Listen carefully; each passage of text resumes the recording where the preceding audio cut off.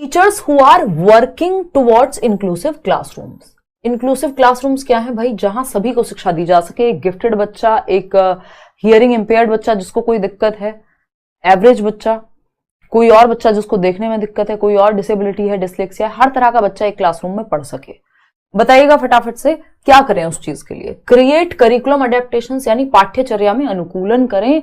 जो करिकुलम है, syllabus curriculum का ही पार्ट होता है, या एक्टिविटीज हैं जो स्कूल में कल्चरल प्रोग्राम्स हो रहे हैं, कोई भी एक्टिविटी अगर स्कूल में हो रही है, पैर रखने से लेके बाहर निकलने तक स्कूल से, वो सब करिकुलम का हिस्सा है। तो करिकुलम में चेंजेस के हर बच्चा इंक्लूडेड महसूस कर सके। बिल्कुल सही बात है।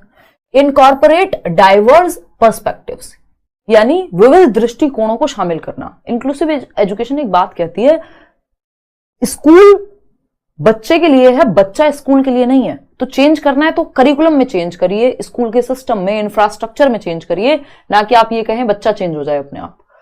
तो इनकॉर्पोरेट डाइवर्स पर्सपेक्टिव्स, विविध दृष्टिकोणों को शामिल करना कि अलग अलग नीड्स वाले बच्चे हो सकते हैं, या अलग अलग तरीके से किसी चीज को कैसे देखा जा सकता है। फिर आता है third point, examine their own implicit bias. मतलब टीचर्स को ये चाहिए कि टीचर्स को क्या करना चाहिए? एक तो विविधता को इंक्लूड करें अपने दिमाग में, करिकुलम में जो चेंजेस करने की जरूरत है करें, एक्टिविटीज को डिफरेंट तरीके से प्लान करें, सेम चैप्टर को हर बच्चे को इंक्लूड करने के लिए अलग अलग तरीके से समझाया जा सकता है, इंक्लूड किया जा सकता है। फिर हम बात करते हैं थर्ड की, तो एग्जामिन देयर ओन इम्प्लिसिट बायस। भाई टीचर्स भी तो इंसान ही हैं, उनके अंदर भी कुछ बायसेस हो सकते हैं। अरे मुझे बड़ा अच्छा लगा कि आपने ये जवाब सही दिया, इसका मतलब तैयारी आपकी सही चल रही है। फर्स्ट, सेकंड और थर्ड। इसमें एक्सपीरियंशियल लर्निंग स्ट्रेसेस ऑन, यानी कि जो अनुभवात्मक अधिगम है, कोल्ब ने इसकी बात की बट आपके सिलेबस में है नहीं कोल्ब की थियरी। एक्सपीरियंशियल लर्निंग की अगर हम बात करें, यानी एक्सपीरियंस से सीखना, अनुभवात्मक अधिगम, अनुभव से सीखना किस पे जोर देगा? अनुभव पे जोर देगा, है ना? अनुभव सिंह बस्सी पे नहीं, अनुभव पर जोर देगा। बहुत ही खराब पीजे था, बट आ जाओ एक बार, पीजे खराब भी होता है वैसे। कंट्रोल ऑफ टीचर ऑन दी, यानी अनुभव है, यानी बच्चे के एक्सपीरियंस पे, कि वो अनुभव ले सके, उसको वो मौके मिले कि वो चीजें सीख सके। ठीक है जी। Control of teacher on the learning of children, यानी बच्चों के अधिगम पर शिक्षक के नियंत्रण पर। यानी हम क्या कह रहे हैं कि टीचर कंट्रोल करे कि बच्चा सीखता कैसे है। पर ये अनुभव तो फोकस में रहा ही नहीं, यहां एक्सपीरियंस तो सेंटर में रहा ही नहीं। एक्सपीरियंशियल लर्निंग में बच्चा सेंटर में है, उसका एक्टिविटी सेंटर में है, लर्निंग बाय डूइंग होगी एक तरह से। तो कंट्रोल होगा टीचर का, तो ये तो फिर ऑटोक्रेटिक क्लासरूम बन जाएगा। सेकंड है the role of reinforcement in learning, यानी पुनर्बलन की भूमिका। पुनर्बलन की भूमिका होती है गुड, वेरी गुड, शाबाश। इसको भी हम बहुत अच्छा नहीं मानते, क्योंकि एक्सपीरियंशियल लर्निंग में बच्चे का एक्टिव रहना जरूरी है, ना कि उसको शाबाशी देना। इंपॉर्टेंस ऑफ क्रिटिकल रिफ्लेक्शन, ये बात सुंदर लग रही है, 38% लोग कह भी रहे हैं। Learning as a product rather than process, learning को एक प्रोसेस की तरह मानना चाहिए, ना कि प्रोडक्ट की तरह। अब ये क्या होता है? देखो, प्रोडक्ट का मतलब है इतने % नंबर आए, ये रैंक आ गई, ये है प्रोडक्ट बेस्ड लर्निंग। प्रोसेस क्या है?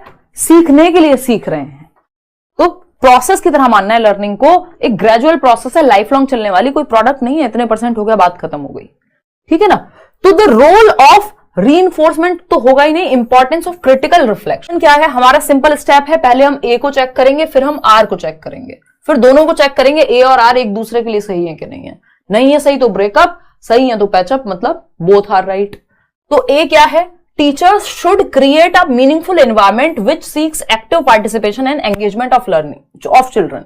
आपको पता है सिंपल पूरी पेडागोजी में एक रूल लागू होगा कि हम ये कहें कि बच्चे को एक्टिव रखना है, और यहां पे बच्चे को एक्टिव रखा जा रहा है, यानी ये बात सही है। शिक्षकों को सार्थक वातावरण बनाना चाहिए जिसमें सभी बच्चे एक्टिवली पार्टिसिपेट कर रहे हैं। बच्चा एक्टिव है, हम खुश हैं। All children are intrinsically motivated to learn and are capable of learning. ये बात हमें माननी पड़ेगी कि बच्चा आंतरिक रूप से अभिप्रेरित होता है सीखने के लिए। हर बच्चा कैपेबल है सीखने के लिए, बस आपको देखना है कि उसको सिखाना कैसे है। दोनों बातें सही हैं कि हमें ये मानना है कि इसलिए हम मीनिंगफुल एनवायरमेंट बनाएं, एक्टिव पार्टिसिपेशन हो चिल्ड्रन का। क्यों? क्योंकि हर एक बच्चे के अंदर आंतरिक अभिप्रेरणा है, आपको ढूंढना है कि क्या चीज वो सीखेगा। तो both A and R are true and R is the correct explanation of A. Following is an example of a question. जैसे जैसे हम आगे बढ़ेंगे क्वेश्चंस डिफरेंट होते चले जाएंगे। Which of the following is an example of a question that requires students to reflect on their thinking. Reflect word पता नहीं कितना अब इस्तेमाल होने लगा है, यानी आप अपनी थिंकिंग पे रिफ्लेक्ट कर पा रहे हैं, अपनी सोच पर विचार कर पा रहे हैं। रिफ्लेक्ट का मतलब है आप प्रकाश डाल पा रहे हैं, अपनी सोच पे क्या कर पा रहे हैं? विचार कर पा रहे हैं। अभी जैसे मैंने बताया कि आप रिफ्लेक्ट कर रहे हैं कि यार आपने पिछली बार ये गलती नहीं की होती तो ऐसे की जा सकती थी चीजें, सिर्फ एक यही तरीका नहीं है किसी काम करने का, किसी काम को करने का, ऐसे भी हम कुछ कर सकते थे। ये क्या हुआ, आप रिफ्लेक्ट कर रहे हैं। ठीक है, आप क्या कर रहे हैं, रिफ्लेक्ट कर रहे हैं। क्लियर है बात? चलिए फिर आते हैं। तो अगर हम देखें यहां पे, हाँ आवाज आ रही है, रिफ्लेक्ट करने का एग्जाम्पल देखना है कि जिसमें बच्चे को विचार करने का मौका मिले, है ना। What is the relationship between noun and verb? भाई नाउन यानी संज्ञा और क्रिया में क्या रिलेशनशिप होता है एक सेंटेंस के बीच, तो बता देंगे आप। ये तो क्या है, इसमें रिफ्लेक्ट क्या करना है, आपको पता होगा दोनों चीजों के बारे में, आपने बता दिया, बात खत्म हो गई। ज्यादा सोचने का मौका ही नहीं है, विचार का ज्यादा मौका ही नहीं है। चलो फिर भी मान लिया, हम गलत नहीं मान रहे इसको, देखते हैं बाकी ऑप्शन। बेस्ट ऑप्शन चूज करना है चारों में से। What is the definition of verb? अब इसमें तो क्या ही रिफ्लेक्शन है, सीधा सीधा रिकॉल करना है, याद होगा तो बता देंगे, नहीं तो नहीं। How do you change a verb to the present tense? हाँ, इसमें आप फिर भी, लेकिन इसमें अप्लाई करने की बात ज्यादा हो रही है। Thinking about the use of verbs change since the beginning of the class. इसी क्वेश्चन को 50 तरीके से घुमा के पूछा जा सकता है। 9 देखिए, विच of the following is a typical characteristic of students having autism? यानी ऑटिज्म वाले बच्चों के, स्वालीनता वाले बच्चों की विशिष्ट विशेषताएं। कैसे पहचानेंगे किसी बच्चे को ऑटिज्म है क्लासरूम में? बहुत सारे टॉपिक्स आज कवर किए हैं, अंत तक बने रहना, बिल्कुल 50-52 क्वेश्चन करके ही उठना है आज एक बार में, लगे कि पेपर है आपका, उतने सीरियस आप हैं। Superior ability of differentiating fiction from fact. यार कल्पना को तथ्य से अलग करने के लिए हायर लेवल थिंकिंग लगती है, जो एक गिफ्टेड बच्चा है या जिसकी इंटेलिजेंस बेहतर है वो करेगा। तो ये हॉट्स है, हायर ऑर्डर थिंकिंग स्किल्स। तो यहाँ पे ऑटिस्टिक बच्चे के ये लक्षण नहीं होते। ऐसा नहीं कि ऑटिस्टिक बच्चे में दिमाग नहीं है, दिमाग होता है लेकिन लक्षण नहीं है ये। एडवांस ये लक्षण गिफ्टेड बच्चे की तरफ इशारा कर रहा है ना। अगर गिफ्टेड बच्चा पूछा होता तो हम इसको कह सकते थे एक बार को। एडवांस्ड सोशियो इमोशनल रेसिप्रोसिटी, उन्नत सामाजिक भावनात्मक पारस्परिकता, जबकि इसका उल्टा होता है, इस बच्चे में सोशियो इमोशनल जो एस्पेक्ट है बहुत हिला हुआ होता है, यानी बच्चा सोशली या इमोशनली ज्यादा बेहतर महसूस नहीं करता। अगर उसके आसपास भी, सराउंडिंग में, उसके रूम में भी ज्यादा कुछ परिवर्तन कर दें आप, बेड उठा के इधर से उधर रख दिया, ये रख दिया, वो कर दिया, ज्यादा लोग घर में आ गए या कहीं बाहर चला गया। वो माय नेम इज खान में शाहरुख खान को आप देख सकते हैं, उनका व्यवहार अलग सा रहता था, हालांकि उन्हें दिक्कत कुछ और थी। तो ये सोशियो इमोशनल रेसिप्रोसिटी में एडवांस नहीं होते, बल्कि वीक होते हैं सामाजिक और इमोशनली डील करने में, है ना। Frequent, repetitive and recurring behaviour, बिल्कुल सही बात है। लक्ष्य क्या होना चाहिए? मेमोराइजेशन ऑफ फैक्ट्स, तो रटंत विद्या चलंत नहीं, ये रोट लर्निंग की तरफ इशारा कर रहा है। रिकॉल करना, मेमोराइज करना, ड्रिल करना, प्रैक्टिस करना, है ना। रोट रिहर्सल, यानी रट्टा लगाने में चतुर रामलिंगम बन जाइए, जो 3 इडियट्स का बंदा था, जो किसी भी चीज को कुछ भी बोल रहा था। कॉम्पीटिंग विद पीयर्स, तो ये प्राइमरी गोल नहीं होता लर्निंग का कि मुझे दूसरों से बेहतर बनना है, आपको खुद से बेहतर बनना है।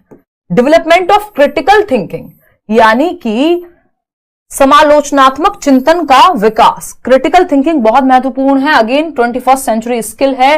क्रिटिकल थिंकिंग मतलब आप हर पहलू पे देख पाते हैं, एनालाइज कर पाते हैं। इन लर्निंग स्टाइल्स, यानी सीखने में वेरिएबिलिटी या डिफरेंसेस कह सकते हो, डाइवर्सिटी भी लिख सकता था एग्जामिनर इसको। विद्यार्थियों की सीखने की शैलियों में विविधता, सीखने की शैली पे एक और क्वेश्चन मैंने लास्ट में डाला है कि स्टाइल्स ऑफ लर्निंग कौन सी होती हैं। तो सीखने की शैलियों में विविधता, यानी अलग अलग तरीके से बच्चे सीखते हैं। इस चीज को कैसे देखा जाना चाहिए? पॉजिटिवली देखा जाना चाहिए। रोबोट थोड़ी है कि सारे बच्चे एक तरीके से सीखेंगे। तो लर्निंग स्टाइल में विविधता होती है। 3 प्रकार की लर्निंग स्टाइल होती है, उसको एंड में एक क्वेश्चन है उस पर करेंगे। यानी विजुअली ज्यादातर लोग देख के सीखना पसंद करते हैं, फिर सुन के और फिर करके सीखने वाले लोग आते हैं। Should be valued and seen as a reflection of human diversity, बिल्कुल सही बात है कि विविधता को महत्व दिया जाना चाहिए। हमारा कॉन्स्टिट्यूशन भी कहता है, हमारा संविधान भी कहता है कि भाई विविधता में एकता की बात करो, यूनिटी इन डाइवर्सिटी। सब एक जैसे हो जाएंगे तो रोबोट बन जाएंगे, रजनीकांत वाली मूवी याद है ना। तो को महत्व दिया जाना चाहिए और मानव विविधता के प्रतिबिंब के रूप में देखा जाना चाहिए कि भाई ह्यूमैनिटी में डाइवर्सिटी पाई जाएगी, इसलिए डिफरेंट तरीके से बच्चे सीख सकते हैं। सारे बच्चे एक तरीके से नहीं सीखेंगे, कोई ग्रुप स्टडी में पढ़ना पसंद करेगा, कोई अकेले। शुड बी इग्नोर्ड, इग्नोर करके कैसा चलेगा? Should not be taken into consideration, क्यों नहीं भाई? जब बच्चे अलग अलग हैं तो बैरियर है ये? नहीं, ये एक हेल्पफुल तरीका है। What is the role of evidence in critical thinking, यानी समालोचनात्मक चिंतन में प्रमाण की क्या भूमिका होती है? क्रिटिकल थिंकिंग में भाई प्रमाण की तो महत्वपूर्ण भूमिका है, क्योंकि समालोचनात्मक चिंतन में आप बस मान नहीं लेते हैं, किसी ने कहा आपने मान लिया, है ना। आप एविडेंस देख रहे हैं, आप हर पक्ष को देख रहे हैं, हर पहलू को देख रहे हैं।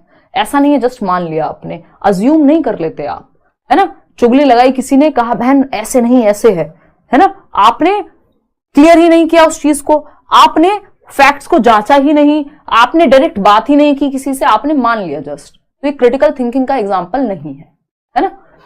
क्रिटिकल थिंकिंग में एविडेंस का क्या रोल है ना। एविडेंस, सबूत क्या है।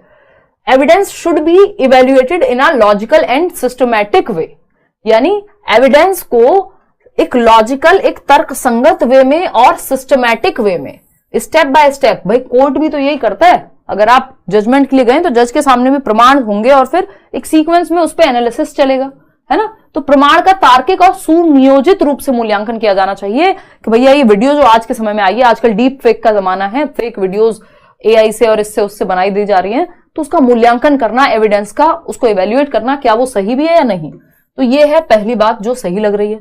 फिर भी हम बाकी ऑप्शंस चेक करेंगे।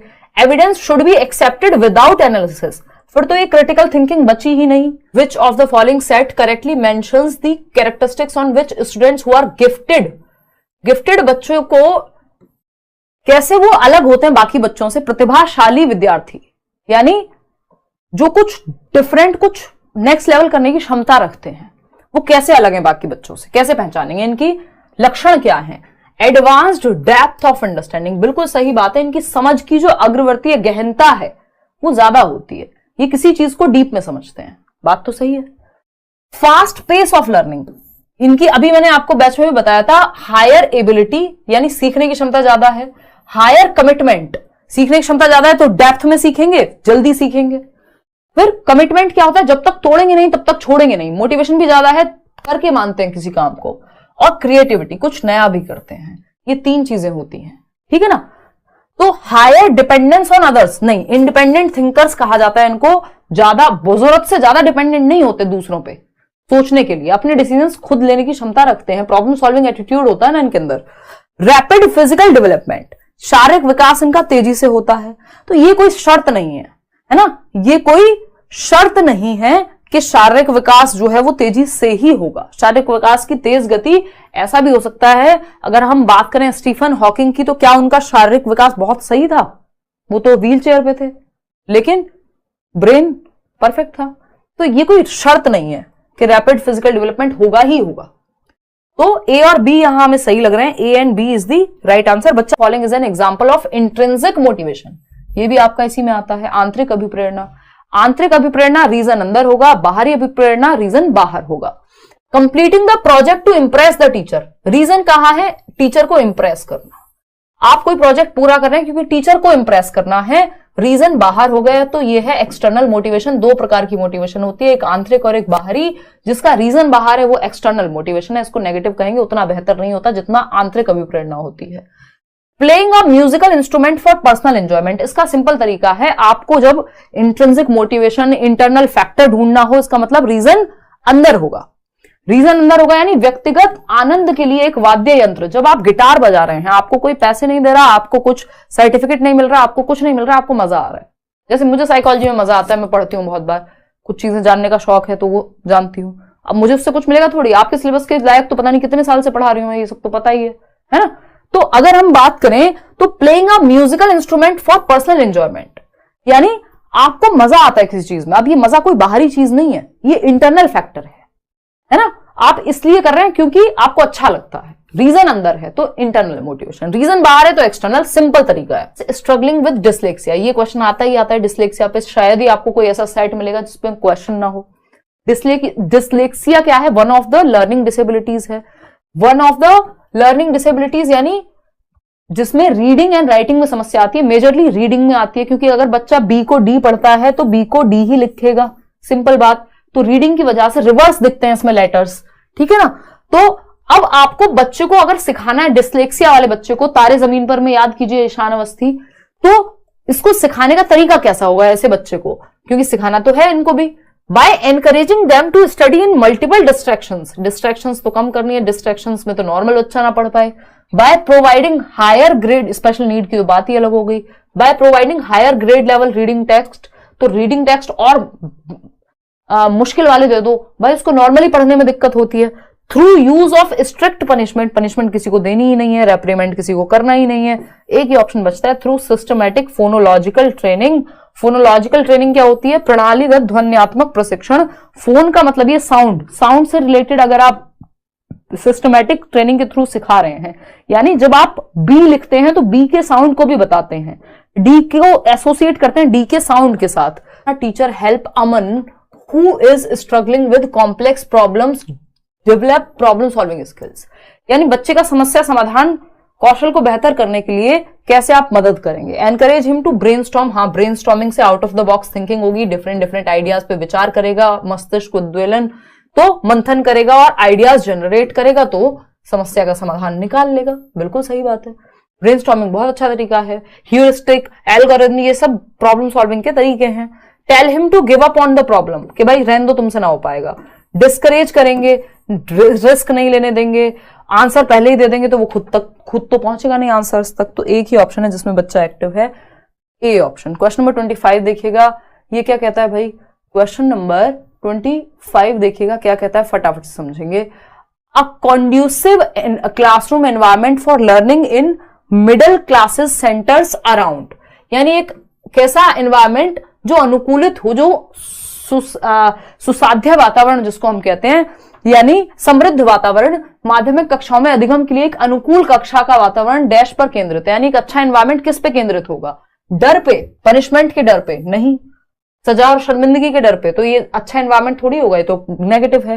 कोऑपरेटिव लर्निंग पे, यानी सब एक दूसरे को सहयोग करके सीख रहे हैं, तो एक अच्छा एनवायरमेंट है, बच्चे एक्टिव हैं, है ना। सहकारी अधिगम में बच्चे एक्टिवली सीखेंगे। Just that general principles of learning, यानी सामान्य सिद्धांत सीखने के बच्चे कब बेहतर सीखेंगे? यदि एक टीचर क्या करे? फर्स्ट इंट्रोड्यूस द कॉन्सेप्ट, पहले कॉन्सेप्ट बताए बच्चों को, फिर सिंबॉलिक फॉर्म पे जाए and then moves to physical form, यानी पहले सिंबल बताए, कॉन्सेप्ट में पहले सिंबॉलिक बात बताए, फिर यानी डेफिनेशन लिखवा दे सिंबल्स के थ्रू, फिर फिजिकल फॉर्म पे जाए। First discusses what is not known to the student, जबकि नोन टू अननोन जाया जाता है, ये कह रहे हैं नॉट नोन, जो जानता नहीं, अज्ञात को पहले कराओ, ज्ञात बाद में, कोई फायदा नहीं है। ज्ञात से अज्ञात जाया जाता है, टीचिंग का सूत्र है, फॉर्मूला है, मैक्सिम है। First introduces the concept overall and then moves on to the intricacies of it, पहले एक मोटे मोटे तौर पे एक अवधारणा को बता दिया और बाद में उसकी बारीकियों में गए। चलो हो सकता है, लेकिन क्या पता इससे बेहतर ऑप्शन हो। First discusses the concepts in terms of logic and reasoning and then grants opportunity to verify the ideas, यहां पे बच्चा ज्यादा एक्टिव होगा। सिंपल रूल फॉलो होता है पूरी पेडागोजी में, बच्चा जहां ज्यादा एक्टिव है।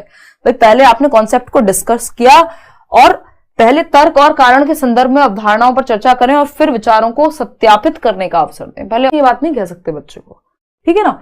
और दूसरी बात, असेसमेंट किस लिए नहीं होना चाहिए? ये इसलिए नहीं है कि नंबर कितने आए। मैं अगेन आपको मॉक टेस्ट के लिए भी यही बोल रही हूं आजकल कि इस बात पे फोकस मत करो कि मॉक टेस्ट में नंबर कम आ रहे हैं कि ज्यादा आ रहे हैं। ज्यादा आ रहे हैं ठीक है, खुश रहो, लेकिन आपका फोकस जो है इस बात पे होना चाहिए कि आपके नंबर ज्यादा आ रहे हैं तब भी आप एनालाइज करें गलती कहां हो रही है, कौन से टॉपिक्स को कितने बेहतर से रिवाइज कर लें, पढ़ कितना ज्यादा से ज्यादा लें, है ना। नंबर कम आ रहे हैं तब भी कितना ज्यादा से ज्यादा समझ लें, फीडबैक से पता लगे कि कहां इंप्रूवमेंट की जरूरत है। और एक चीज मॉक टेस्ट से एक फीडबैक और मिल जाए कि क्या हम 2.5 घंटे का पेपर टाइमली सॉल्व कर पा रहे हैं या नहीं कर पा रहे हैं। तो ये चीजें क्या है, ये असेसमेंट किसके लिए नहीं होना चाहिए? रेडीनेस लेवल ऑफ चिल्ड्रन, के बच्चे कितने तैयार हैं सीखने के लिए। ये तो सही बात है, इससे पता लगता है कि आप कितने तैयार हैं सीखने के लिए, आगे कैसे सिखाया जाना है, या अभी कितना आता है आपको। हेल्प मिलेगी इस बात को जानने में कि कितना रेडनेस है, कहां तक सीखने के लिए तैयार हैं आप। To reflect upon and modify teaching learning, अगर मेथड्स में कुछ परिवर्तन करने की जरूरत है, किसी चीज को दोबारा से दूसरे तरीके से समझने की जरूरत है, तो वो भी आप रिफ्लेक्ट कर सकते हैं, उस पर भी आप विचार कर सकते हैं, प्रकाश डाल सकते हैं, सोच सकते हैं उस पर। To induce fear and stress of learning among learners, ये एकदम खराब तरीका है कि बच्चे में भय भर देना कि अच्छा हाय रे तुम्हारे तो इतने नंबर कम है, क्या करोगे तुम। कई टीचर्स क्या करते हैं, खतरनाक इधर उधर से टेढ़े मेढ़े क्वेश्चंस जोड़ जाड़ के करा देंगे और फिर कहेंगे अच्छा अगर इस टेस्ट में तुम्हारे है ना 20 नंबर भी नहीं आए हैं तो तुम तो गए भाई, तुम्हें नहीं आता कुछ भी। 31 देखिएगा, विच of the following statement is true about inclusive education, समावेशी शिक्षा के बारे में कौन सी बात सही है, यानी सबको साथ लेके चलना है। It is a system of education wherein students with and without disability learn together, यानी ऐसा नहीं है, इंक्लूसिव एजुकेशन का मतलब ये नहीं है कि स्पेशल नीड वाले बच्चे ही सीख रहे हैं, हर तरह के बच्चे, चाहे वो नॉर्मल बच्चे हो दिव्यांग बच्चा हो, चाहे वो नॉर्मल एक एवरेज बच्चा है या गिफ्टेड बच्चा है, हर तरह का बच्चा है, यहां नॉर्मल और स्पेशल दोनों बच्चे हैं।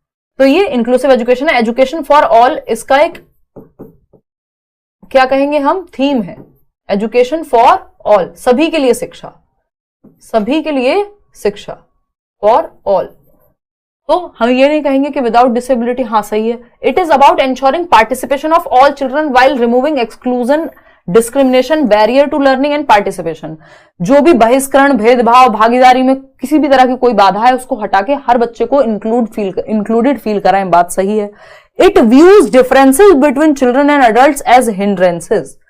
देखिए, डाइवर्सिटी ऑब्स्टेकल नहीं होती, हिंड्रेंस नहीं होता, डिफरेंस रुकावट नहीं होती, बैरियर नहीं होता। यहां हिंड्रेंस लिखा हो, बैरियर लिखा हो, समझ जाओ गड़बड़ है। इसको तो हमें रिसोर्स की तरह यूज करना है। तो फर्स्ट और second is the right answer, जो कि हमें फर्स्ट ऑप्शन में दिए हुए हैं और आप लोग सही जवाब दे भी रहे हैं। The following would promote learning in an inclusive classroom. Learning को प्रमोट कैसे किया जाएगा इंक्लूसिव क्लासरूम में? कॉम्पिटेटिव ईथोस बिल्कुल खराब तरीका है।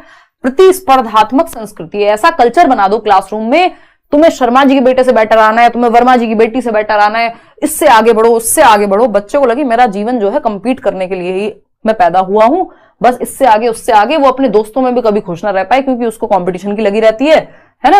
वो कभी खुशी नहीं होता दूसरे के लिए, है ना, और ना अपनी क्षमताओं पे ध्यान देगा। उसका ध्यान सारा इस बात पे होगा कि मैं दूसरे से आगे कैसे निकलूं, बजाय कि खुद से आगे कैसे निकलूं, है ना।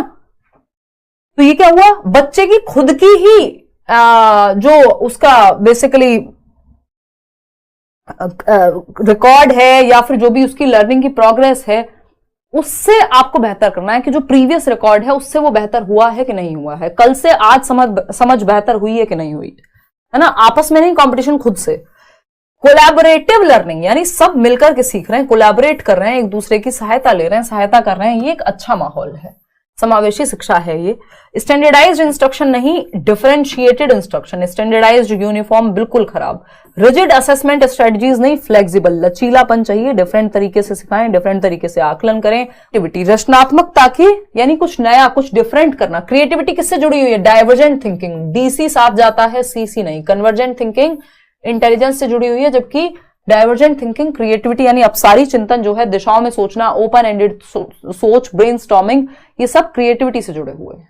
तो क्रिएटिविटी के लक्षण पहचानने, नीड फॉर रिपीटेड प्रैक्टिस, यानी बार बार अभ्यास, ड्रिल, 2 एकम 2, 2 दूनी 4, 50 बार लिखो, एकदम खराब तरीका है, इससे कुछ नया निकल के नहीं आएगा, वही चीज रिपीट होती रहेगी। तो यहां पे क्रिएटिविटी का ये लक्षण है कि बार बार रिपीटेड प्रैक्टिस करते रहो।